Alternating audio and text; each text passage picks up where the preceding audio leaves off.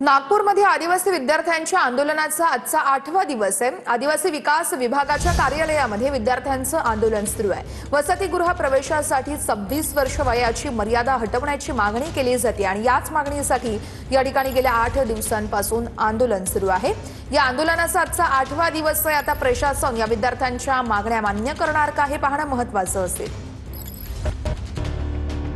नागपुरातील आदिवासी विकास विभागाच्या विभागीय कार्यालयात 8 दिवसांपासून आदिवासी विद्यार्थ्यांचं ठिय्या आंदोलन सुरू आहे। 13 ऑगस्ट पासून हे विद्यार्थी कार्यालयाबाहेर ठिय्या मांडून बसलेत।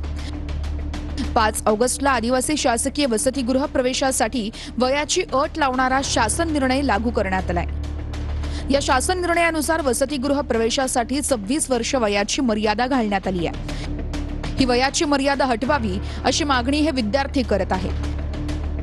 याशिवाय डीबीटी आणि छात्रवृत्ती मिळण्यात होणारा उशीर तसेच वसतिगृहांमधील मूलभूत सुविधांचा अभाव अशा विविध मागण्या या विद्यार्थ्यांनी केल्यात। काल विद्यार्थ्यांचे 6 सदस्यीय शिष्टमंडळ मुंबईमध्ये चर्चेसाठी आलं होतं, मात्र समाधानकारक चर्चा झाली नाही। त्यामुळे विद्यार्थ्यांचं आंदोलन सुरूच आहे।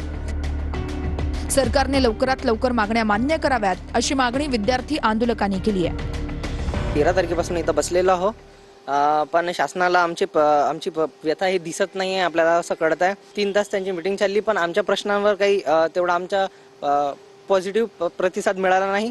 महाराष्ट्र सरकारने असं विद्यार्थ्यांवर का असं तिरस्कार करत असावा बा? जे 26 वर्षाची अट होती त्यानंतर त्यांनी 30 वर्षाची केली शुद्धीपत्रक काढून। तो आम्हाला वयाची अटच नाही पाहिजे, ते कॅन्सल झाली पाहिजे, रद्द झाली पाहिजे। याच्यावर आमचा ठाम निषेध आहे।